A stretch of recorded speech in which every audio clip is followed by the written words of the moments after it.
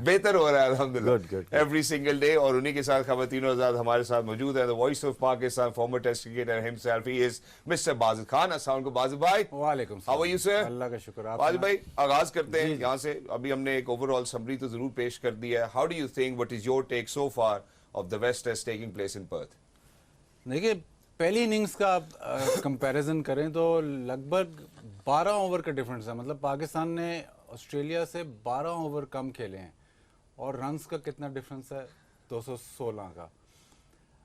आप ये कहते ना कि पाकिस्तान अच्छा नहीं खेला, ये थोड़ा सा हार्श है, बट मैं ये ज़रूर कहूँगा कि जो क्वालिटी स्किल लेवल इसमें वाजे हो गया है, बॉलिंग का स्किल लेवल ऑस्ट्रेलिया का, क्योंकि आप उनके जो नाम देखें वो बहुत बड़े बड़े बॉलर हैं उनके, प्लस जिस किस्म की उन्होंने बैटिंग पहली इनिंग में की, किस तरह प्रोएक्टिव बनना है और किस तरह रन्स चलाने हैं, तो उनको आइडिया था। तो इवन दो कि आप सोचेंगे कि यार पाकिस्तान ऑस्ट्रेलिया पर्थ में 100 ओवर गुजार गया, लेकिन आप मैच से फिर भी बहुत ज़्यादा पीछे हो। हालांकि ग्रिट नज़र आई, हालांकि आप समझते हैं कि उस इतने बड़े अटैक के सामने खड़ा होना और compete नहीं, लेकिन कोशिश करना उस लेवल तक, लेकिन फिर भी जो डिफरेंस ऑफ स्किल बहुत ज़्यादा है। बैटिंग का मुझे पता है आपने बैटिंग का सुनना है। मार्श की अगर आप इनिंग्स देखें, मार्श को प्रॉब्लम हो रही थी, आगे जब बॉल पड़ रहा था तो प्रॉब्लम हो रही थी, पहली इनिंग की बात कर रहा हूँ। तो वो उसने क्या करना शुरू कर दिया, वो थोड़ा सा आगे निकल के खेल रहा था, और जब वो आगे निकल के खेला तो पाकिस्तान की बॉलिंग ने फिर उसको फीड किया शॉर्ट बॉल पे और उसके रन्स खुले। पाकिस्तान अभी हम देखेंगे कुछ बैटिंग पाकिस्तान की भी, इमाम ने कहीं स्वीप नहीं मारते, उन्होंने कहीं ट्राई नहीं की, ये नहीं किया कि थोड़ा सा आगे निकल के थोड़ी लेंथ चेंज करूं, वो नहीं कर सके। प्लस अगर आप ऑस्ट्रेलिया की बॉलिंग देखें तो वो जैसे भी एक स्टैट था कि कोई 60 दफ़ा उन्होंने बीट किया पाकिस्तान को, 60-61 दफ़ा, फ्रस्ट्रेट नहीं हुए, बॉलिंग वहीं की। मिच मार्श आ रहा है वो भी वहीं पे बॉलिंग कर रहा है, पैट कमिंस आ रहा है, हेजलवुड आ रहा है, वहीं पे बॉलिंग कर रहा है, हेथन लायन आ रहा है, वो भी जगह नहीं छोड़ रहा, जो मर्जी हो जाए जगह नहीं छोड़ रहा। इसमें दो व्यूज़ हो सकते हैं कि एक तो आपने अलाउ किया उनको बॉलिंग करने के, आपने कोई काउंटर नहीं किया, एक ये व्यू है। दूसरा व्यू ये है कि वो इतने पक्के बॉलर्स हैं कि उन्होंने आपको कोई मौका भी नहीं फराहम किया। आप वेट कर रहे हैं कि आगे बॉल आएगा, आगे बॉल आएगा, आगे तो कभी नहीं आएगा। वेस्ट इंडियंस वाले कहते थे कि if you want to drive you get a car, तो इन्होंने भी आज आगे तो बॉल किया ही नहीं आप। जी एग्जैक्टली ऐसे ही। और इसमें तीसरा पर्सपेक्टिव सर शायद ये भी आएगा कि जहाँ पे बाजिद भाई ने कहा कि स्किल सेट का एक वाज़ेह फर्क जरूर नजर आता है। सबसे पहले आपकी ओपिनियन जानना चाहता हूँ, 3 दिन में जो अभी तक आपने खेल देखा है, आप क्या कहते हैं, फिर उसके बाद जरा पाकिस्तान की बैटिंग। देखिए कल तो बॉलिंग की, आज मतलब ज़्यादा फ़र्क नहीं है वनडे क्रिकेट और टेस्ट क्रिकेट में पाकिस्तान की बैटिंग का। हम 1 रन नहीं लेते, जो हमेशा हम कहते हैं कि 1 रन बहुत ज़रूरी है। ऑस्ट्रेलिया वाले देते भी नहीं है, क्योंकि जिस लेंथ पे एंगल पे बॉल आती है तो वहाँ फील्डर होते हैं, आपको बनाने पड़ते हैं। तो 1 रन नहीं लेंगे तो डॉट बॉल का रेशियो बढ़ता चला जाएगा। कल की बात डिफरेंट थी कि आपने फील्डिंग की हुई है 1.5 दिन, बैटिंग करने आए हैं, पूरा दिन निकालना है, 2 विकेट गिरी, 132 रन है, आपने 53 ओवर खेल लिए। लेकिन उसी मोमेंटम से आप आज स्टार्ट करोगे ना, फिर आपका सर्वाइवल है ही नहीं।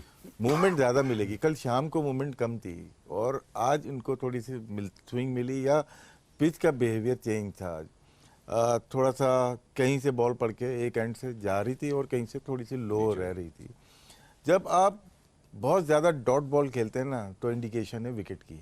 ये बड़ी टीम ये प्लान करती हैं, जैसे बाजिद ने कहा ना, 60 बॉल उन्होंने एक ही जगह पे बीट करा दी, लेकिन उन्होंने अपनी लाइन से एंड लेंथ 2 चीज़ों से हटे ही नहीं। उन्होंने कहा यहीं से, क्योंकि उनका की सक्सेस लास्ट 20 ईयर्स की वो है ही यही। पहले शेन वॉर्न होते थे, अभी इनके पास नेथन लॉयन है। यूटिलाइजेशन ऑफ बॉलर, कब किसको लेके आना है उसी मुताबिक लेके आए। तो जब बॉल इनकी लेंथ पे आ रही है और अच्छी थोड़ी सी मूवमेंट हो रही है, तो आपने डॉट खेलना शुरू कर दी। दोनों एंड से जब डॉट होंगी, बाबर ने आके थोड़ा सा खेलने की कोशिश की, लेकिन क्या है कि दूसरे एंड से बिल्कुल ब्लॉक हो गए। जब वो ब्लॉक हुए तो बाबर को उन्होंने चौक कर दिया बिल्कुल। कहाँ पे रन बनाएगा वो, ड्राइव पे बनाएगा, ड्राइव हम देंगे नहीं, ठीक है ना, होटल की ड्राइव मिलेगी, वो मिल गई होगी अभी इन लोगों को। तो आपको जब ड्राइव नहीं मिलेगी आप खेलते रहोगे। सबसे अच्छा जो आउट किया है ना आज, बाबर आजम को आउट किया है। क्या है कि पेस थी, पेस को चेंज किया उन्होंने। जब आप जो बैटर लेट खेलता है ना, जैसे अभी बात की उन्होंने मिचेल मार्श की बात की, तो वो थोड़ा आगे चल के खेल रहा था और थोड़ा आगे खड़ा हो गया। तो जब स्लो पेस के साथ ना लेट खेलेंगे आप, उसमें चांसेस क्या हैं, आपकी टाइमिंग मिस हो रही है। आप मिचेल स्टार्क और उसको कमिंग्स को जिस पेस के साथ, जिस टेक्निक से खेल रहे हैं, मिचेल मार्श को वैसे नहीं खेलेंगे। आप थोड़ा आगे चले जाते तो आपका जो टाइमिंग थी वो सेट हो जाती। जब आप लेट खेले स्लो बॉल पे, वो लेके आपको चले गए वहाँ पे। तो बहुत अच्छा प्लान किया उन्होंने, वो प्लान तो नहीं किया होगा, आउट हो गए वो, लेकिन अपनी गलती से आउट हुए। कहने का मतलब कि एक रन, जो भी बच्चे देख रहे हैं, टेस्ट क्रिकेट, 4 डे क्रिकेट हो, 1 डे क्रिकेट हो, इवन T20 में भी 1 रन पे पूरी क्रिकेट खड़ी हुई है ये। अगर आपके पास एबिलिटी है फोर्स मारने की तो आप चौके मारो, जैसे ऑस्ट्रेलिया ने पहले इनिंग्स में किया है। तो आपके पास ना चौके मारने की एबिलिटी बाकी रही ऑस्ट्रेलिया में, वैसे तो है ना 1 रन के लिए। आप जो डॉट बॉल खेल रहे हो ना, डॉट बॉल अगर आप देखेंगे इनकी, उस पर रन लेने की इंटेंट है ही नहीं, बिल्कुल नहीं। आप ब्लॉक करके वहीं खड़े हुए हो, इसका मतलब है कि आप रन नहीं लेना चाह रहे। आप तो बॉलर की लाइन आपने सेट की है कि बार बार डॉट खेल के बॉलर तो वहाँ सेट हो गया कि यार यहाँ पे तो रन नहीं बना रहे, मैं यहीं पे, और वहाँ पे 1 विकेट चाहिए होती है। Exactly. और इनको जब विकेट मिली उसके बाद विकेटें गिरती चली गई। एग्जैक्टली। और सर जहाँ पे उन्होंने तो उसमें आपको उसमें से निकलने की फिर सलाहियत आनी, जब जाहिर है बहुत बहुत अच्छी लेंथ पे वो बॉल कर रहे हैं, लेकिन कुछ फिर आपको भी थोड़ा सा डिफरेंट करना पड़ेगा। जैसे राशिद भाई ने बात की, जो जब ऑस्ट्रेलिया की बहुत बड़ी टीम थी, शेन वॉर्न जब थे उस साइड में, तो वो बिलीव करते थे कि 18 डॉट बॉल्स, 3 मेडन ओवर्स, उसके बाद कुछ ना कुछ होगा। तो वो उनकी थ्योरी यही होती थी कि जो बॉलिंग पार्टनरशिप है वो डॉट बॉल्स इकट्ठी करे। जब आप उनका ख्याल था कि जब आप 3 ओवर 18 डॉट बॉल्स कर लो तो बैट्समैन या चांस लेगा या आपकी तरफ विकेट आई, कुछ ना कुछ जरूर होगा। इसी थ्योरी पे आज उन्होंने काम किया है कि डॉट बॉल्स करते रहो। ऑस्ट्रेलिया में ये होता है कि नया बॉल जब निकल जाए तो एक स्टेज ऐसी आती है तकरीबन 20-25 ओवर के बाद कि जब बॉल कुछ भी नहीं कर रहा होता। ऑस्ट्रेलियन बैटर्स जो है अमूमन उस स्टेज पे जरा अटैक करते हैं, उनको पता होता है कि ये अपॉर्चुनिटीज है, ऑन दी अप मैं ड्राइव मारूं, मैं बाउंड्रीज हासिल करूं, रन्स थोड़ा सा तेज करूं, क्योंकि उसके बाद आहिस्ता आहिस्ता जैसे थोड़ा सा बॉल पुराना होता जाता है तो और मुश्किल, फिर से मुश्किल हो जाती है जी। अब इवन जैसे टेस्ट मैच, अब ऑस्ट्रेलिया में अमूमन ये जैसे पिच है पर्थ की, जो इस पे पिछला मैच हुआ उस पे कहते हैं इन्होंने घास बहुत ज्यादा छोड़ा तो वो पिच डिटीरिएट नहीं हुई, इस पे इन्होंने घास कम छोड़ा तो आप देखें वो अनइवन बाउंस भी शुरू हो गया। तो पहली इनिंग्स के रन्स ऑस्ट्रेलिया में बहुत इंपॉर्टेंट होते हैं, और वो पहली इनिंग्स के रन्स कैसे बनाने हैं, वो ऐसे बनाने हैं कि जब आपके पास वो विंडो है 15-20 ओवर की जहां पे बॉल बहुत मतलब रिलेटिवली कम कर रहा है, कुछ नहीं कर रहा, वहां पे आपने रन्स बनाने हैं। अगर वो विंडो ऑफ अपॉर्चुनिटी जो है 15-20 या 30 ओवर, अगर आपने वो नॉर्मल खेल के वो निकाल दी तो फिर मुश्किलात दोबारा बढ़ जाएंगी, क्योंकि वो प्रेशर आप पे रहता है। एग्जैक्टली। अब इसमें एक चीज़ और है, जैसे बाबर और इमाम आज खेल रहे थे तो शायद 154 पे थे, जो एक चौका लगा है 150 पे, जो कि 59.2 डिलीवरी थी। उसके बाद जो नेक्स्ट जो चौका लगा है वो उसने सऊद शकील ने आके 72 ओवर में शायद किया हुआ। इन बिटवीन कोई बाउंड्री नहीं लगी और तकरीबन 55 से 60 डॉट बॉल हुई हैं। तो आप रन नहीं बन रहे, वहाँ पे रन नहीं बन रहे तो आपने बॉलर्स को और ज़्यादा वो कर लिया। तो बाजिद ने कहा बाउंड्री ज़रूरी होती है, आपने कोशिश नहीं की कि वहाँ पे उस वक्त इतनी बॉल नहीं मूव हो रही, थोड़ी देर टाइम लगा उनको बॉल को थोड़ा सा घुमाने में। जब मिचेल मार्श आया थोड़ी सी बॉल थोड़ी सी हुई है, पर उसके बाद उन्होंने बिल्कुल लॉक कर दिया, बिल्कुल लॉक किया हुआ था बैटिंग को। रन जहाँ पे नहीं बनाओगे तो फिर टेस्ट मैच आप आगे बढ़ नहीं सकते।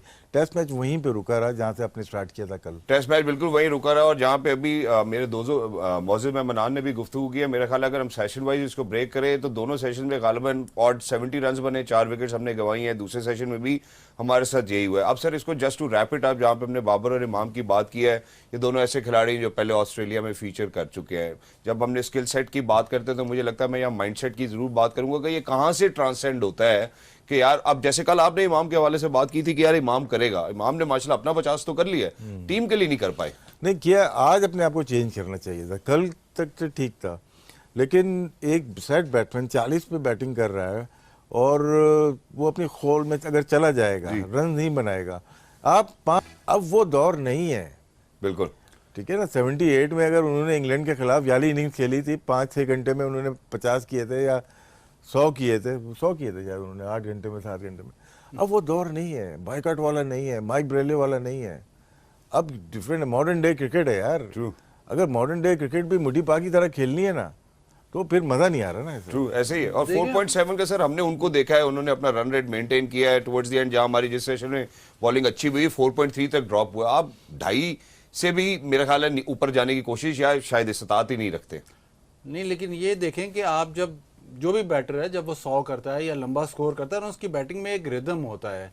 कभी उसका स्कोर तेज होने लग जाता है, फिर हल्का डिप होता है, फिर तेज होता है डिप। लेकिन अगर आप बिल्कुल एक ही उस पे पैटर्न पे खेलो ना, इसमें 2 प्लेयर आ रहे हैं, एक ही पैटर्न पे खेलो तो उसमें रिस्क ऑफ गेटिंग आउट बहुत ज्यादा है। एक जिस तरह इमाम खेला है और दूसरा आपका जिस तरह कैप्टन खेलते हैं, एक ही रिदम पे खेलते हैं। वो नहीं देखते कि बॉलिंग क्या हो रही है और सिचुएशन क्या डिमांड कर रही है और इस वक्त माहौल क्या है कि मैंने किस तरह इसको टैकल करना है। अगर आप यही देखो कि जी हाँ जी मैंने रोकना ही है, तो आप एक ही पेस से जाते हो जो कि खतरनाक है। अगर आप यही देखो कि जी मैंने अब मारना ही है, चाहे क्वालिटी बॉलिंग हो रही है, चाहे बॉल स्विंग सीम हो रहा है, सारा कुछ हो रहा है, लेकिन मैंने मार के ही खेलना है, वो भी हाई रिस्क है। तो ये दोनों के बीच वाला रास्ता है जो है, जो आपने रिदम बनानी है अपनी, उतार चढ़ाव है आपका, वो बहुत जरूरी है। इमाम का ऐसे लगा कि उनको अपने बैटिंग रिदम खो गई है उनसे।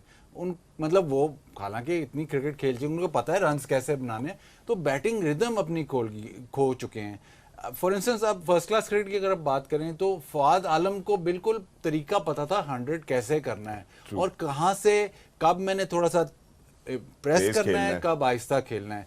तो जो आपकी जो रिदम होती है ना बैटिंग की, वो बिल्कुल इमाम की बैटिंग में, इवन बाबर की बैटिंग में वो रिदम नहीं नजर आई जो नॉर्मली वो टेस्ट मैच खेलते हैं वो नजर आती है। एग्जैक्टली। मैं जरा एक छोटे से वक्फे की जानिब बढ़ना चाहता हूं, जब वापस आएंगे तो मजीद भी इस हवाले से गुफ्तगू करूंगा, क्योंकि ऑन सेवरल ओकेजन्स शायद मैंने ये बेयर किया है, ये विटनेस किया है कि इमाम अगर अनफॉर्चुनेटली किसी बॉलर के अगेंस्ट उनको डिफिकल्टी होती है तो वो किसी को भी उसके सामने कर देते हैं, खुद सामने नहीं आते हैं।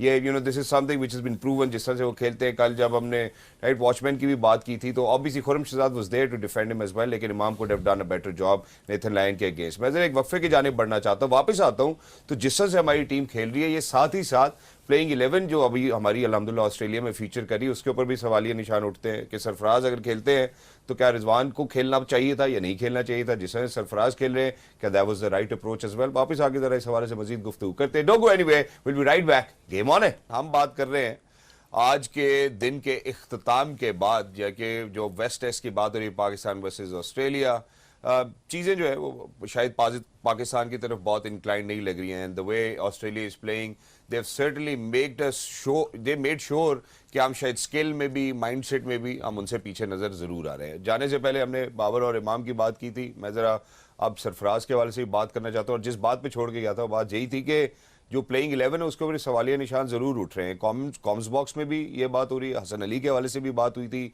अभी जब हम सरफराज की बात करते थे, विकेट कीपर बैटर हैं, तो राशिद भाई आपसे ही बात करना शुरू करता हूं कि सरफराज के ऊपर आपने कल जो इख्तिताम हमने किया था, आपने कहा कि बाबर और सरफराज दो ऐसे की प्लेयर्स होंगे जो यहाँ से पाकिस्तान को वापस खेल सकते हैं। होंगे नहीं, कोई गारंटी नहीं ले सकता जी बिल्कुल ऐसे ही है, लेकिन वो नहीं हुए जी। लेकिन जो टेस्ट क्रिकेट जो खेल रहे थे, क्योंकि रिजवान को रिप्लेस किया था न्यूजीलैंड के खिलाफ और सरफराज ने, और उनकी बड़ी अच्छी परफॉर्मेंस रही जी बिल्कुल। और अगर हम लास्ट 8 इनिंग्स देखते हैं तो उसमें बहुत अच्छी रही, तो डिजर्व सरफराज ही करते हैं खेलने के लिए। अब उनको कितना खेलना है वो उनको डिसाइड करेगा, मैं और आप नहीं कर सकते। ठीक है। और जहाँ तक रिजवान की टेस्ट क्रिकेट की बात है, तो टेस्ट क्रिकेट में उनकी परफॉर्मेंस वैसी नहीं जिस तरह से उनकी T20 या वनडे क्रिकेट में है। सही। तो ये टीम मैनेजमेंट और प्लेयर्स खुद डिसाइड करेंगे। बाकी विकेट कीपर का इश्यूज हमारे पास बहुत ज़्यादा आने वाले हैं, आ चुके हैं टेस्ट क्रिकेट में। हमारे पास आने वाला कोई विकेट कीपर बैट्समैन ऐसा नहीं है। विकेट कीपर बैट्समैन इसलिए बोल रहे हैं कि विकेट कीपर चाहिए हमें जी। हमारे पास सारे बैट्समैन हैं जो विकेट कीपिंग कर रहे हैं। आने वाली जितनी भी फौज है जो T20 में करना चाह रहे हैं, और टेस्ट क्रिकेट 90 ओवर्स हैं, वो थोड़ा मुश्किल हो जाता है। तो हमें साथ साथ इनके अलावा हमने क्या बनाया, एक सोशल मीडिया पे कैंपेन चलती है, एक हटता दूसरा आ जाता है, यही बनाया ना जी। ऐसे ही आपके पास तीसरा कौन है जो कि 4 डे, कुछ विकेट कीपर जो T20 में खेल रहे हैं वो तो 4 डे खेलते ही नहीं जी। 4 डे खेलते हैं तो कीपिंग नहीं करते, वनडे खेलते हैं तो कीपिंग नहीं करते, तो लेके किसको आएंगे।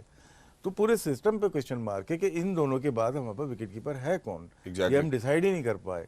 बाकी हसन अली को खेलना चाहिए था, शायद फिटनेस लेवल वो नहीं होगा, जो कि नेट पे जो बॉलिंग की होगी वो शायद नहीं कर पा रहे होंगे।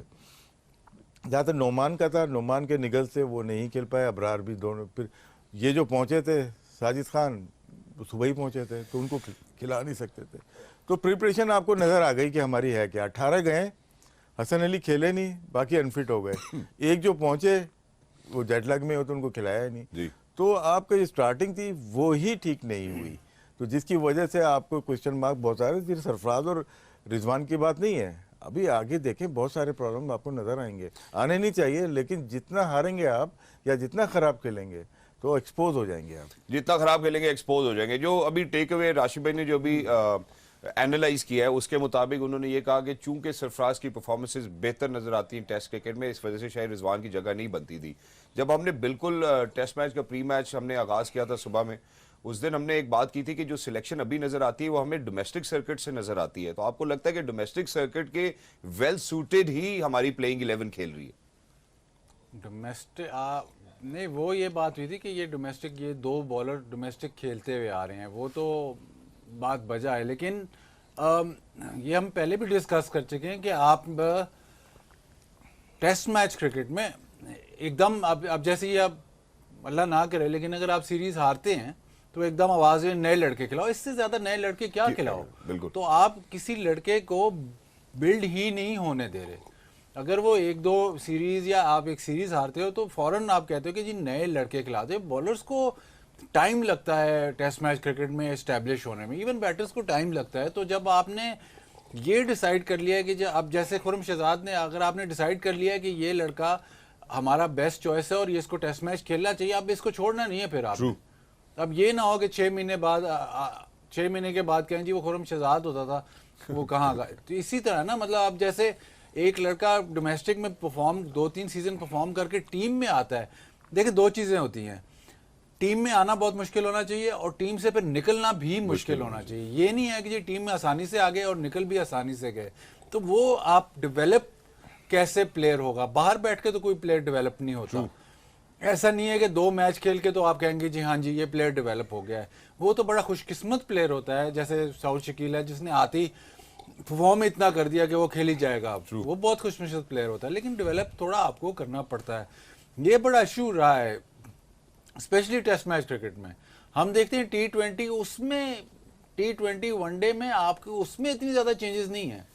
Test match series by series वो कल एक दिन कल परसों राशिद भाई ने वो ट्वीट शेयर की हुई थी पिंडी टेस्ट में, तो वो तो 7 चेंजेस है हमारी टीम में। तो अब वो कितनी देर हुई है पिंडी टेस्ट को? जी तो ज्यादा देर नहीं हुई। ऑस्ट्रेलिया में मार्च 2022 और दिसंबर 7 चेंजेस हमारी टीम में है, उनकी टीम में 1 चेंज है, दैट्स इट। उसके अलावा और कोई चेंज नहीं। तो मेरा ख्याल है जो आपने बात की है कि जब आया है कोई फिर उसके बाद जाना भी उसके लिए जरूर मुश्किल होना चाहिए। वापस सरफराज की जाने बात हो, आपको जरा कुछ विजुअल रिप्रेजेंटेशन भी दिखाता हूँ। जो टेस्ट क्रिकेट के हवाले से बात हो रही है, तो जिस डिलीवरी पे वो वापस भी गए हैं, मेरा नहीं ख्याल था कि यार वो टेस्ट क्रिकेट की जब हम बात करते हैं कि इस किस्म की स्ट्रोक मेकिंग होनी चाहिए थी, but it was very unfortunate to see, because शायद as Pakistanis as viewers we were thinking that you know today Sarfaraz is going to sail our boat, and unfortunately अच्छी जगह पे पड़ी और स्विंग हुई है, लेकिन क्या थोड़ा लेट हो गए सरफराज, जिसकी वजह से इनके फर्नीचर उड़ गया। बहुत अच्छा। इसमें इस पिच मैप में जो भी हमने तस्करा किया, इसमें जो एक चीज और ऑब्जर्व करने की है वो ये है कि लाइन का फर्क जरूर है। बॉल पड़ उसी स्पॉट के ऊपर रही है, ताकि हमने लेफ्ट साइड पे जहां पे बाहर बॉल जा रही है पड़ बॉल वहीं पे रहा है, तो वहां पे शायद हो सकता है कि वो जो स्किल सेट की हम बात करते हैं, क्या है कि एक फिर दोबारा वहीं में आ जाता। बहुत दफा बताया कि जब आप बैटिंग कर रहे हो तो 3 एंगल होते हैं आपके पास, ठीक है ना। एक बॉल का एंगल देख रहे हो आप, तो एक आइस का एंगल है और एक गेज एंगल है, जिसके ऊपर आपको यहाँ पे जो बॉल अगर पड़ेगी ना वो आप आइडिया से खेलते हो, ठीक है। जब भी बोलते हैं कि बॉल आगे करो, आगे का मतलब है कि सीधी बॉल नहीं करनी, स्विंग करनी है। मोस्टली बैट्समैन को आगे, जैसे उस्मान ख्वाजा आउट हुए, आपको लग रहा है सीधी बॉल की उन्होंने, लेकिन शाहीन आफरीदी ने थोड़ा वाइडर जाके एंगल किया है और बॉल बिल्कुल मुंह में थी, वो देख नहीं सकते थे, उन्होंने आइडिया से खेला, हल्की सी मुंह में होगी वो स्लिप में चले गई या कॉट बैंड हो गए। सेम चीज़ यहाँ पे अगर देखें, बाबर का डिसमिसल वो बाहर निकली है क्योंकि एक जगह तक आई का एंगल देख सकता है, उन्होंने देखा वहाँ तक और वहाँ से वो खेल गए। बॉल मूव हुई, पाकिस्तानी प्लेयर हो, इंडियन प्लेयर हो, वो क्या है, वो पहले से डिसाइड कर लेते हैं कि बॉल को किस तरह से खेलते हैं, पहले से उनको पता होता है कि यार बॉल। अच्छे बैट्समैन क्या होते हैं कि अभी हम लोग बात कर रहे थे इनको चौके मार देने चाहिए थे, ये लेंथ पीछे हो जाए, क्या आगे मत करना, लेंथ पीछे हो जाए। तो बड़ा बैट्समैन क्या होता है, शुरू में जाके मार देता है ना, तो क्या आप पूरे दिन आप बॉल खेलते रहते हो। बादिल ने अभी शायद मिचेल मार्श की मिसाल दी थी कि वो जब आए तो उनको प्रॉब्लम हो रही थी आगे की बॉल पे, उन्हें 2-3 दिए, गतके दिए, बॉल की लेंथ पीछे हो गई। बिल्कुल ऐसे ही। कट और पुल पे वो थे ही अच्छे। तो ये बैट्समैन ने डॉट बॉल खेलोगे तो ये अच्छी बॉलें पड़ेंगी आपको इसीलिए कहा जाता है कि आप 1 रन लो या जो बुरी बॉल है उसको चौका मारो, बुरी बॉल को छोड़ो नहीं, ना रोको। तो ये अब फर्क है। मॉडर्न डे क्रिकेट की डेफिनेशन पता होनी चाहिए। सिर्फ बोलने से मॉडर्न डे क्रिकेट नहीं खेलने लगेंगे, उसकी डेफिनेशन पता होनी चाहिए। जी इसमें मतलब बिल्कुल अगर नॉर्मल सी मैं बात करूं, जो डिफरेंस आप देख रहे हैं ना, पर्थ में मैच हो रहा है, पेस है, बाउंस है, वो बात बिल्कुल ठीक है। बट उनके जो फास्ट बॉलर्स हैं वो हमारे फास्ट बॉलर्स पे ऑन एवरेज 3-3, 4-4 इंच लंबे हैं, उनके रिलीज पॉइंट ऊंचे हैं और बॉल वो पटकते हैं पिच पे। तो ये जो पेस से बीट होना, ये बाउंस और पेस दोनों एलिमेंट है। जब वो बैकफुट पे आप जा रहे हो और बाउंस मिल रहा है तो आप फ्रंट फुट पे दोबारा नहीं जाओगे, क्योंकि कमिंस हो गया, हेजलवुड हो गया, स्टार्क हो गया, ये स्लो बॉलर नहीं है, तेज हैं। और इवन मिचेल मार्श जो है वो भी मतलब छोटा नहीं है, वो भी 6 फुट 2-3 इंच है। तो वो ये बहुत बड़ा डिफरेंस है। एशेज में सबसे ज़्यादा सब जब इंग्लैंड जाता है ऑस्ट्रेलिया, तो सबसे बड़ी डिस्कशन इसी पे हो रही होती है। एक तो पेस और बॉलर ऐसे हो जो लंबे आके बॉल पटकें। अगर आपको याद हो जब ये एशेज ये तो ट्रेमलेट को लेके गए थे, क्योंकि वो लंबा था और बॉल मारता था पिच पे, तो वो एक डिफरेंस जरूर है। आप पर्थ बहुत तेज पिच है, बहुत ज्यादा बाउंस है, बट उस पे अगर आप एक बॉलर है, लंबा बॉलर है, लंबा बॉलर आपको पिंडी में भी बॉलिंग कर रहा होगा तो आप हिचकिचाओगे फॉरवर्ड जाने में। पर्थ में वो बॉलिंग कर रहा है और बॉल निकल रहा है, और जब वो उसका जैसे मिचेल स्टार्क ने सरफराज को बॉल किया, जब उसका अगला बॉल बिल्कुल सही रिलीज होगा तो उसमें आपको प्रॉब्लम जरूर होगी। और फिर ऑब्वियसली आप लेट जरूर होंगे, जैसे तस्करा किया। और राशिद भाई आपका ट्विटर चूंकि आप फॉलो करते रहते हैं, तो आपने वो रिलीज पॉइंट्स के हवाले से भी एक डाटा, थोड़ा स्टैटिस्टिक्स शेयर किए थे। तो वैसे देखने वालों को बता देता हूँ कि ऑस्ट्रेलिया का जो लोएस्ट रिलीज पॉइंट है, वहां से हमारा हाईएस्ट रिलीज पॉइंट शुरू होता है। तो शायद वहां डिफिकल्टी देने में जो है ना, मुझे लगता है थोड़ी सी दिक्कत जरूर होगी। और फिर खेलने में जहां पेस की बात करें, रिलीज का भी फर्क होता है। हमारी जो बॉडी मैकेनिज्म है ना, वो हमारे इन्वायरमेंट यहाँ के पाकिस्तान के लिहाज से जो सरफेस है, भागते हैं, रिलीज है, जंप है, फॉरवर्ड जंप है, और वो यहाँ के लिहाज से, तो वहाँ पे यही बॉलर देखें पेस कम नजर आ रही होगी। आप बोल रहे क्या हो गया इनको, ये कभी कभार ऐसा होता है कि आप वेट ट्रेनिंग ज़्यादा करने लगते हो, और कोई इशू नहीं है। सही, वेट ज़्यादा कर लिए, आपके फ्लेक्सिबल मसल होते हैं, टाइट हो जाते हैं, तो आप, लेकिन यहाँ पे जो इशू लग रहा है हमारे बॉलर्स का, टाइम लगता है यहाँ पे, इतना आसान नहीं है। ये जो हमारी सिंथेटिक है, ये मिक्स है नेचुरल ग्रास के साथ, इस पे भागना और हमारे ग्राउंड पे भागना टोटली डिफरेंट है। ये आपको सक कर खींचती है, तो उसमें मुश्किल, वो यूज टू है वहाँ पे, वो एथलीट हैं, रग्बी खेलते हैं या हॉकी खेलते हैं या क्रिकेट खेलते हैं, उनकी बॉडी इसकी तरह से साउथ अफ्रीकन और ये ऑब्जर्व कर लेती हैं, इसीलिए उनको शायद इतनी प्रॉब्लम नहीं हो रही। हमें भी हमारे अपने फास्ट बॉलर जितने गुजरे हैं, हमें शुरू के मैचेस में प्रॉब्लम होती है वहाँ पे। एग्जैक्टली। और आम फहम जुबान में कहें तो मेरे ख्याल है इसको बेहतर समझने के लिए ऐसे कि जब हमारे बॉलर्स भाग रहे हैं तो उनको यहाँ काव्स में खलियां पड़ रही हैं, जिसकी वजह से उनको दिक्कत जरूर हो रही है। फिर भी आज तो बॉलिंग अच्छी की वैसे जी।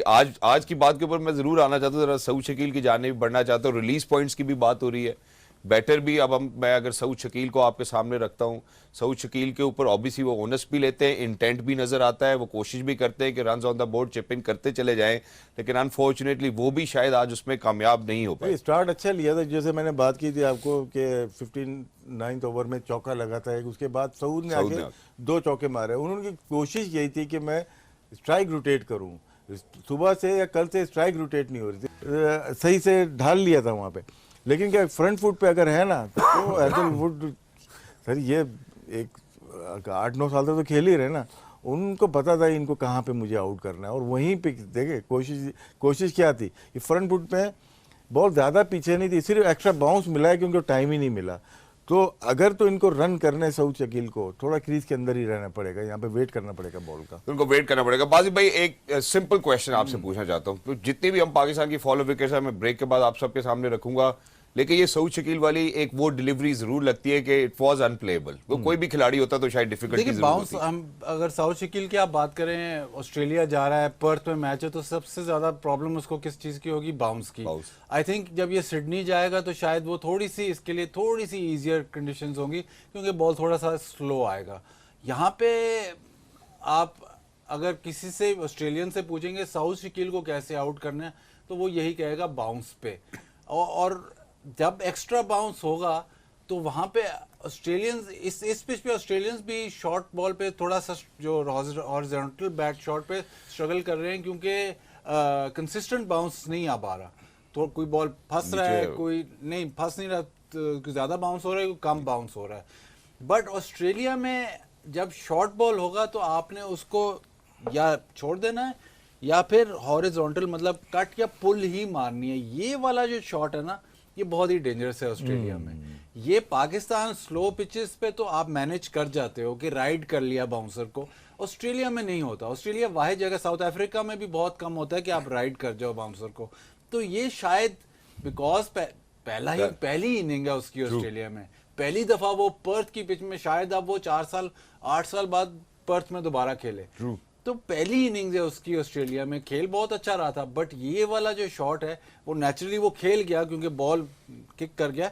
बट ये वाला शॉट बहुत डेंजरस है, आपने उसको या पुल मारना है या छोड़ना है, क्योंकि ऑस्ट्रेलिया में कहते हैं अगर आप ऐसे खेलोगे तो वो खड़ी ऐसे खेलेंगे तो वो तारा बन जाएगा, जो आम फैम क्रिकेट की जुबान में कहा जाता है। मैं जरा एक वक्फे की जानिब बढ़ना चाहता हूँ, but Saud Shakeel certainly looks like as if you know he can certainly provide Pakistan with a silver lining. 28 run उन्होंने बनाए 43 गेंदों पे, जिस तरह से वो खेल रहे थे, जिस तरह से उनका इंटेंट था, you know he got the scoreboard running and I think this is something which we needed as well. मैं जरा वक्फे पे जा रहा हूँ, वापस आऊंगा तो जहाँ मैंने अभी बाजिद भाई से, राशिद भाई से ये बात की कि सऊद शकील की एक वो वाहिद डिलीवरी लगती है विच वॉज डिफिकल्ट और अनप्लेएबल। बाकी फॉलो विकेट्स के ऊपर भी जरा दोनों की राय लेना चाहूंगा after short break. Don't go anyway, will be right back. Game on है ख़वातीन और ज़ाहब, वेलकम बैक। ब्रेक पे जाने से पहले जहां फॉलो विकेट्स का तस्करा किया, वहीं एक आपको रिकैप भी दे देता हूं कि ऑस्ट्रेलिया फॉर नाउ 300 रन की लीड पे मौजूद है, 2 विकेट्स गवा चुके हैं। लेकिन इससे पहले कि जरा ऑस्ट्रेलिया के हवाले से, उनके बल्लेबाजी के हवाले से बात की जाए, थर्ड इनिंग्स की बात करते हैं, उनकी बैटिंग की सेकेंड इनिंग्स की बात करते हैं, जहां हमने एक फेयर लाइन ड्रॉ की थी कि साउथ वाली जो डिलीवरी थी, obviously it look like as if it was unplayable. Bajid भाई ने बड़ी खूबसूरती से समझाया कि आप उसको इस तरह से राइट ऑफ नहीं कर सकते हैं। बट क्या आप जो बाकी जितने डिसमिसल्स हुए आज, पहले जब सेशन की बात करते हैं 4 विकेट्स गवाई पाकिस्तान ने, कल की बात करते हैं 2 विकेट्स गवाई, दूसरे सेशन की बात करते हैं उसमें भी 4 विकेट्स हमने गवाई। सर आपके सामने पाकिस्तान की फॉलो विकेट्स रखना चाहता हूं, please take us through where did we do wrong and where did we do right. Thank you so much. आइए जी, please let's take a good look at Pakistan. Skill work कह लें या मेंटली तौर पे इतने ज़्यादा वो नहीं थे, रन नहीं बनाते, नॉकिंग ज़्यादा करते हैं स्लैब के ऊपर, तो उसी की तरह बैटिंग रिफ्लेक्ट नज़र आई। रन्स कैसे बनाने हैं, शायद स्लो पेस हो, बाउंस कम हो, स्पिन हो, तो उस पर रन्स पे जाते हैं ये लोग। जहाँ पे थोड़ा सा टफ टाइम मिलता है वहाँ रन्स पे नहीं जाते। बस यहीं से निकलना है पाकिस्तानी प्लेयर्स को, ऑस्ट्रेलिया में स्पेशली। आज की बात नहीं है, लेकिन अब बहुत टाइम हो गया आखिरी मैच जीते हुए या बहुत अच्छा खेले हुए, बहुत टाइम हो गया इन ऑस्ट्रेलिया। लेकिन ये टीम में है, क्वालिटीज नज़र आई हैं, थोड़ा सा कहीं ना कहीं नज़र आए। लेकिन टेस्ट क्रिकेट है ही यही चीज़ कि आपको हर सेशन में अच्छा खेलना है। जैसे अब सोशल मीडिया का दौर है कि हमारे 2 नए बॉलर खेले, आज उनका स्पेल अच्छा था, अच्छी बॉलिंग की, शाहीन ने भी अच्छी की और शहजाद उसने भी, खुर्रम ने भी बहुत अच्छी बॉल की। टेस्ट क्रिकेट 5 ओवर की नहीं है। उसके बाद क्या हुआ, उसके बाद सब कुछ सोशल मीडिया ऑफ करके बैठ गए। यही ऑफ नहीं करना है, उसके बाद फॉलो करेंगे हुआ क्या। एग्जैक्टली इतनी मुश्किल टफ टाइम में हमें पता है कि डेविड वार्नर हो जाए, लबुशेन हो जाए, सेकंड इनिंग बहुत अच्छी नहीं खेलते। लबुशेन का है कि वो पहले इनिंग्स जो होती है उसमें 71 का उनका एवरेज है, थर्ड इनिंग्स में उनका 40 कुछ का एवरेज है। इसी तरह वार्नर का 50 का प्लस पहले इनिंग का है, थर्ड इनिंग में वो नीचे आ जाते हैं। स्मिथ खराब खेल रहे थे जो मुझे लगा, उनका 82 है पहले इनिंग्स में जी, थर्ड इनिंग में 41 का उनका है। तो ये चीज़ें प्लान करनी चाहिए आपको भी और प्लेयर्स को भी करनी चाहिए। और आपने देखा होगा, ये देखें नज़र आ रहा है आपको थोड़ा सा थर्ड इनिंग, फोर्थ में जाएंगे वो डिफरेंट हो जाएगा, लेकिन 10 का फ़र्क है। ये लबुशेन का देखते हैं, उनका भी बहुत फ़र्क है। तो ये देखें, तो इस पर आपको अटैक करना है। दोनों आउट हुए ना, ख्वाजा ऐसा है कि 50 का दोनों इनिंग में लेके चल रहा है। बिल्कुल। तो ये एक चीज़ है आपको देखनी पड़ती है। तो इसी मेयार की क्रिकेट हमें आगे जाके खेलनी है। हारे ठीक है, लेकिन सीख के आएंगे तो अच्छा होगा। आगे भी आपके बड़े मैचेस हैं, बड़ी क्रिकेट आने वाली है और हमें टेस्ट क्रिकेट को फोकियत देनी पड़ेगी। हमें पैसा इसमें लेके आना पड़ेगा। फर्स्ट क्लास क्रिकेट में बेहतर मेयार की क्रिकेट हमें खेलनी पड़ेगी। ये रिफ्लेक्शन होता है हमारे पिचेस का, बाउंस का, खेलने का तरीका। ये पहली दफ़ा तो हुआ नहीं ना जी बिल्कुल ये ऐसे तो ही। हर साल, हर दफ़ा 4 साल 3 साल बाद जाते हैं। लेकिन कब चेंज आएगा? उस वक्त चेंज आएगा जब आप यहाँ पे भी इसी टाइप की क्रिकेट खेलेंगे। और मेरे ख्याल है एक और भी बात जो आप दोनों ने कल कही थी, बाजिब भाई ने भी ये बात मेंशन की थी कि जब यहाँ पे हम वैसी पिचेस भी बनाना शुरू कर देंगे, अनफॉर्चुनेटली जब टीम्स आती है तो पिचेस भी इसमें वैसी नहीं बनाते हम। एक और जो सवाल ये बनता है कि आप ऑस्ट्रेलिया जाते हैं, आपको पता है वहाँ पे पिचेस क्या मिलेंगी और उनको भी पता है ऑस्ट्रेलिया को कि हमने इन पिचेस पे कैसे खेलना है और बाउंस है या जो भी है वो अपनी स्ट्रेंथ उस मुताबिक उनकी है। इंडिया में जाते हो, आपको पता है इंडिया में पिचेस कैसे बनी। इंडियंस जो हैं उनको पता है कि हमने अपनी पिचेस पे बैटिंग कैसे करनी है और बॉलिंग कैसे और करनी है। खिलाना किस किस को है? बिल्कुल, इंग्लैंड में भी ऑलमोस्ट आप थोड़ा सा उन्होंने पिचेस थोड़ी सी चेंज की, बट ऑलमोस्ट आपको पता होता है कि वहाँ पे किस किस्म की पिचेस एक्सपेक्टेड हैं, उनके ग्राउंड्स की पिचेस की कैरेक्टरिस्टिक्स डिफाइंड हैं। यहाँ पे मसला ये है कि अभी तक हमें ये नहीं पता कि जब पाकिस्तान में कुछ सीरीज होगी तो पाकिस्तान की स्ट्रेंथ क्या है, पाकिस्तान दूसरी टीम को कैसे हराएगी, सही बात है। पिचेस कैसी बनेंगी। जब आप फर्स्ट क्लास की पिचेस देखते हो तो वो टोटली डिफरेंट होती हैं to what test match pitches are. तो वो जो स्ट्रेंथ जो फर्स्ट क्लास में आपकी बन रही होती है वो आप नलिफाई कर देते हो, क्योंकि टेस्ट मैच में उसका कैरेक्टरिस्टिक बिल्कुल चेंज्ड होता है, तो आप वो डेवलप नहीं कर सकते। जो बाहर के जो मुल्क हैं, ये ऑस्ट्रेलिया है जहां पर्थ में फर्स्ट क्लास क्रिकेट भी इसी ग्राउंड पे होगी, तो जो वेस्टर्न ऑस्ट्रेलिया का प्लेयर है उसको पता होगा कि मेरी पिच कैसे खेलेगी और मैंने यहाँ पे शुरू से वही इसी पिच पे खेलता है और मैंने यहाँ पे कैसे खेलना है। जो विक्टोरिया का प्लेयर है उसको मेलबर्न का पता होगा कि मैंने यहाँ पे कैसे खेलना है। अब पाकिस्तान में जो रावलपिंडी का प्लेयर है वो पिंडी स्टेडियम में जब फर्स्ट क्लास मैच खेलने जाता है तो वो ऐसे ग्रीन पिच पे जाके खेलता है।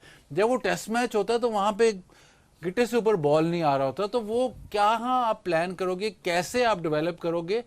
यूनिफॉर्मिटी नहीं है। तो अभी तक मुझे कोई बंदा बता दे कि पाकिस्तान में जब होम सीरीज होती है कि तो पाकिस्तान की स्ट्रेंथ क्या है और पाकिस्तान टेस्ट सीरीज कैसे जीतेगा, किस इफेक्ट पे। ऑस्ट्रेलिया बाउंस पे जीतेगा, इंडिया स्पिनर्स पे जीतेगा, इंग्लैंड स्विंग पे जीतेगा, पाकिस्तान किस चीज पे? रिवर्स स्विंग से बंद हो गई ना सर रिवर्स बहुत बड़ा फैक्टर है। चली नहीं रही हमारी तो थोड़ा रिवर्स। सा टाइम दीजिएगा। हमारी जो बॉलिंग थी ना डिफरेंट थी वर्ल्ड में, जो कि पहचाने जाते थे। सकलैन आए, वो एक नए बॉलर थे, नए बॉलर के हमें दूसरा इन्वेंट किया उन्होंने, पूरी दुनिया ने देखा ही वही नहीं था ना। बाद में मुरली वर्दी को उन्होंने खुद सिखा दिया था कि आप भी ऐसे कर लें। सईद अजमल कॉपी टू सकलैन की। फिर लेग स्पिन का रॉन्ग वन किसी को समझ में नहीं आती थी, या वो मुश्ताक मोहम्मद हो, इंतखाब आलम हो, अब्दुल कादिर साहब हो, उसके बाद मुशी आए, दानिश आए, यासिर आए, तो वो एक वेपन रहा। टेस्ट मैच अगर जीतने की बात कर रहे हैं, फास्ट बॉलर हमारे नए बॉल पे भी थे और रिवर्स में बहुत अच्छे थे। ये पूरा का पूरा जो निचोड़ था आपका टेस्ट क्रिकेट जीतने का, वो निकाल लिया गया है। अब आप चले गए वाइट बॉल पे चले गए हो, तो डिसाइड आपको करना पड़ेगा, मतलब क्रिकेट अथॉरिटीज़ को करना पड़ेगा जो रन कर रहे हैं क्रिकेट बोर्ड, कि हमें टेस्ट मैच के प्लेयर्स किस तरह प्रोड्यूस करने हैं। यासिर लकी था कि खेल गया, क्योंकि थोड़ा प्रॉब्लम आ गया था, सईद अजमल बाहर हुए तो वो आ गए खेलने के लिए। 27 साल के हो चुके थे, 10 सीज़न खेल चुके थे। मैच्योरिटी कितनी थी? नोमान अली आए, मैच्योर थे, वो भी बहुत ज़्यादा क्रिकेट खेली हुई थी उन्हें, KRL थे, हैदराबाद या सिंध से खेल रहे थे। स्पिनर्स और फास्ट बॉलर में फ़र्क है खिलाने के लिए आपको। लेकिन टेस्ट क्रिकेट की बात कर रहे हैं, ये आप आज जो बॉलिंग की है, आप 400 पे इसी तरह से होगा, 400-500 रन होंगे। 200-250 पे ऑस्ट्रेलिया को आउट करना किसी भी ग्राउंड पे, सिर्फ मैं ऑस्ट्रेलिया की बात नहीं करना, शायद हम लोग ना कर सकें। टर्निंग श्रीलंका, बांग्लादेश, हम इनको जीत लेंगे, इनसे हार भी रहे, उनके ग्राउंड पे हार भी रहे। क्या हम आगे जाके टेस्ट क्रिकेट का मेयार अपना बरकरार रख सकते हैं? फिलहाल मुश्किल लग रहा है, मुश्किल लग रहा है। हमारे पास टेस्ट के जो बॉलर हैं वो कम होते जा रहे हैं। वहाब रियाज ने छोड़ी थी आपके सामने, मोहम्मद आमिर ने छोड़ी थी क्रिकेट, अभी आपने हारिस ने छोड़ी है। आपके पास बॉलर है नहीं, रिवर्स स्विंग है नहीं, गुगली है नहीं, तो आप टेस्ट मैच बॉलिंग से कैसे जीतोगे? Stock bowling. तो फिर हम इतने ज़्यादा ये सीक्वेंस करें आप। ट्रू। कितने सारे फास्ट बॉलर का डेब्यू हुआ है विद इन 10 टेस्ट मैचेस में। अब ये दो, जैसे बादित ने बात की कि अगला बोर्ड अगर चेंज होता है तो सिलेक्शन चेंज होगी, गारंटी नहीं है कि ये खेलेंगे। ट्रू। तो ये बहुत बड़ा पाकिस्तान में प्रॉब्लम आ चुका है टेस्ट के। वाइट बॉल में हम लोग कहीं ना कहीं से आ जाएंगे, उसमें चेंजेस मैनेज कर लेंगे। टेस्ट क्रिकेट में बहुत ज़्यादा चेंजेस हमारी हो रही है। इसमें अगर मैं थोड़ा सा राशिद भाई की बात को ऐड करूं, 80s even 70s 80s 90s कह लें, तब जो फर्स्ट क्लास का पिच होता था वो ऑलमोस्ट सिमिलर टू वो पिच होता था जिस पे टेस्ट मैच होना होता था। मतलब उसमें ज्यादा चेंज नहीं थी। ये नहीं थे कि फर्स्ट क्लास के पिच पे 2 दिन 2.5 दिन में मैच खत्म हो रहा है और टेस्ट मैच 5 दिन चल रहा है, ऐसे नहीं था। ये 2001-2 में ये ट्रेंड शुरू हुआ कि जी घास वाली पिचेस बनाओ, और वो ट्रेंड तकरीबन 15 साल चला है। और उस 15 साल में all over the world Pakistan की first innings first class cricket में उसके लोएस्ट नंबर्स थे। तो उसका इफेक्ट आप पे बहुत ज्यादा पड़ा है। जो राशिद भाई कह रहे हैं ना, fast bowler reverse swing, fast bowler reverse swing की जरूरत ही नहीं थी। मीडिया आप वो 15-20 साल, अभी तक 15-20 साल का आप रिकॉर्ड निकालें तो सबसे ज्यादा विकेट्स जो लिए हैं वो मीडियम पेसर्स ने लिए हैं। फास्ट बॉलर्स का दौर निकल गया। जो 90s में जो फास्ट बॉलर हर फर्स्ट क्लास टीम में खेल रहे थे उसकी एक वजह थी, क्योंकि वो जरूरत थी। अगर वो फास्ट बॉलर आपके पास नहीं होता, सिर्फ मीडियम पेसर होते, तो आप अगली फर्स्ट क्लास टीम को आउट नहीं कर सकते थे। वो खत्म हो गया। फिर अब जब आपने वैसी पिचेस, सब स्टैंडर्ड पिचेस बना दी, तो आप पे स्पिनर्स पे भी प्रॉब्लम आ गया। स्पिनर्स पे प्रॉब्लम ये आ गया कि जब मैच ही 125-200 का मैच हो रहा है तो स्पिनर्स ने बॉलिंग कब करनी है, और स्पिनर ने तब बॉल करने के 3-4 ओवर बिल्कुल रन्स नहीं देने। आउट कैसे करेगा? राशिद भाई कीपिंग की बात करते, कीपिंग में भी वो प्रॉब्लम आ गया। कीपर जब तक विकेट के करीब जाके कीपिंग नहीं करेगा, स्पिनर बॉलिंग ही नहीं कर रहा, अगर आप दूर खड़े ही कीपिंग करते रहोगे, जब आपने आगे जाके 20-20 25-25 ओवर कीपिंग नहीं करनी, तो ये जो कलेक्शन की बात करते हैं, विजन की बात करते हैं, वो कहाँ से आएगी? तो वो जो 15-16 साल हम बात करते हैं कि जी पाकिस्तान से क्रिकेट चली गई, वो अलहदा डिस्कशन है कि जी यूएई चली गई, बड़ा सेटबैक। वो सेटबैक हुआ, लेकिन आपने अपने फर्स्ट क्लास क्रिकेट को इतना उस 15 सालों में इतना सबस्टैंडर्ड कर दिया कि आज तक अब आप देख रहे हो कि आपके पास फास्ट बॉलर 90 वाला फास्ट बॉलर 145 वाला फास्ट, मैंने कल आपसे ये बात की, आपकी फर्स्ट क्लास क्रिकेट सर्किट में क्यों नहीं है? क्योंकि पिछले 15 साल आप 2016-17 तक कर लें, आपको जरूरत ही नहीं थी, क्योंकि मीडियम पेसर ही आप जो उठाते हैं उस 400-400 500-500 आउट हैं।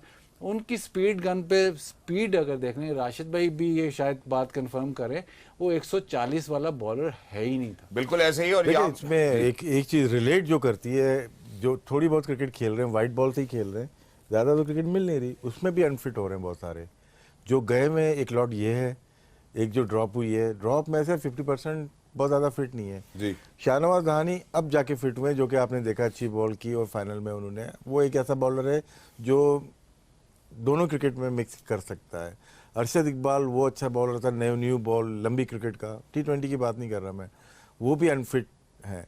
और भी बॉलर्स गए। तो ये चीज़ें हमें देखनी पड़ेगी कि क्या एक्शन में इनके प्रॉब्लम है या वर्कलोड ज़्यादा है। क्रिकेट तो 4 डे के कम ही खेल रहे हैं, तो हमारे पास रिवर्स स्विंग, दूसरा फिटनेस, 2 चीज़ों का इशू आ गया है और इस पर काम करने की ज़रूरत है हमारे।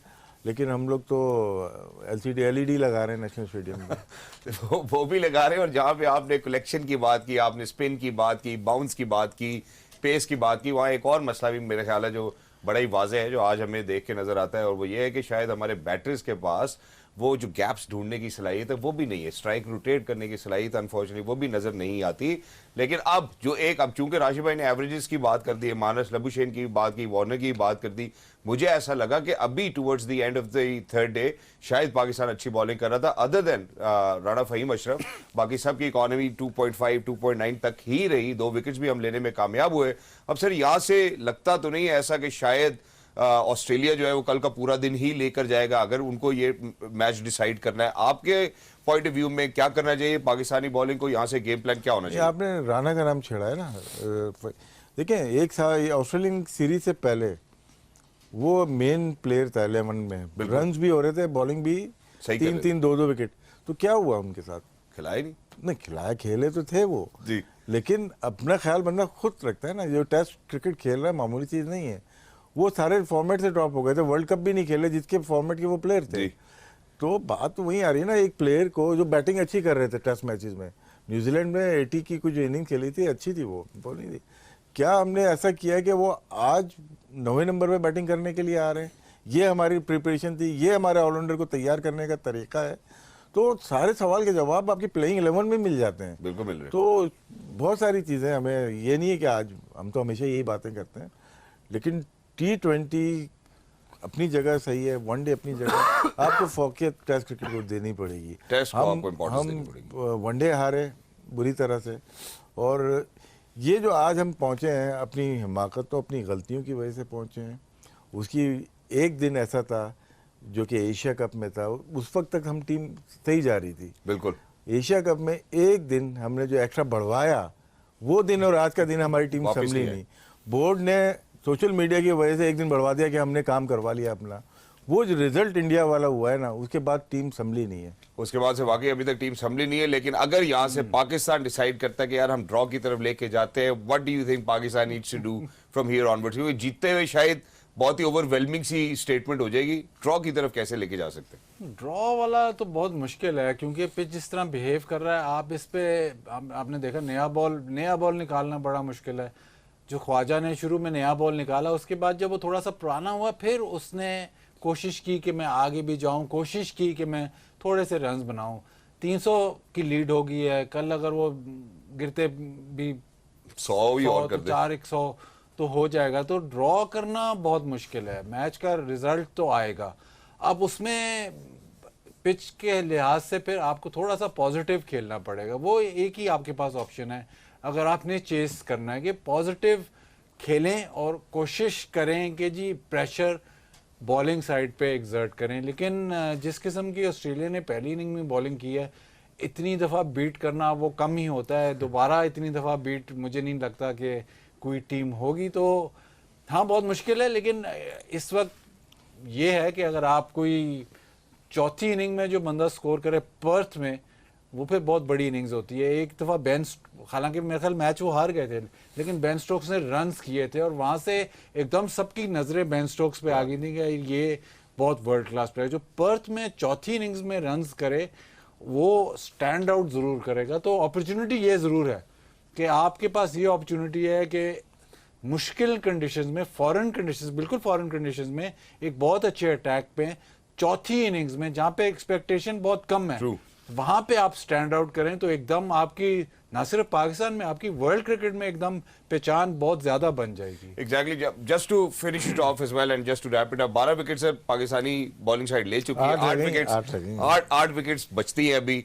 और जब हम इन 8 विकेट्स की बात करते हैं तो ये भी जरूर अंदेशा रहता है कि अभी ऑस्ट्रेलिया जब खेलेगा तो कब तक खेलेगा, ये भी अभी इसके बारे में हम कुछ नहीं कह सकते। लेकिन जो एक बात कह सकते हैं पाकिस्तान के बारे में, वो ये है कि हो सकता है कि वो यही करेंगे, यार हम इसको चेस डाउन करने की कोशिश करते हैं। जहां अल्हम्दुलिल्लाह या अनफॉर्चुनेटली 2-3 विकेट्स गिरती है, वहीं हमें एकदम से लगता है कि आप प्लेयर्स जो हैं वो ड्रॉ की तरफ ले जाना चाहते हैं। We have never been consistent with a plan. देखिए ऑस्ट्रेलिया में जो आता है ना, या तो टॉप से रन हो जाते हैं क्योंकि वो सारे अटैक कर रहे होते हैं, आप रन बना देते, 30, 35, 40 की है। सबसे मुश्किल है मिडिल ओवर्स में, 25 ओवर से 50 ओवर या 35 से 55। ये जो टाइम है ना, ये बहुत मुश्किल हो जाता है क्योंकि यहाँ पे वो फिर अपनी बॉलिंग करते हैं और जो ऑस्ट्रेलियन वे में बॉलिंग करते हैं, और 1 रन बनते हैं 6 आउट हो जाएं। उसके बाद 7वें 8वें नंबर का होता है यार मैच तो निकल गया, अब मैं अपने रन करता हूँ 30-35। बीच के जो बैटर्स हैं ना, उनको अटैकिंग क्रिकेट खेलनी, अटैकिंग में सेंसेबल, ये नहीं है कि वनडे मॉडर्न डे के हिसाब से। एजाज अहमद बहुत ज़्यादा कामयाब बैट्समैन रहे वहाँ पे, स्ट्रोक खेला करते थे वो, जो ऑस्ट्रेलिया में स्ट्रोक खेलते थे, इसीलिए उनकी 3 सेंचुरीज हैं। सईद अनवर वहाँ पे खेला करते थे, स्ट्रोक खेलते थे। बाद में देखें यूनुस खान और हम उनको देखते हैं अजहर अली, डिफरेंट स्टाइल के वो प्लेयर थे।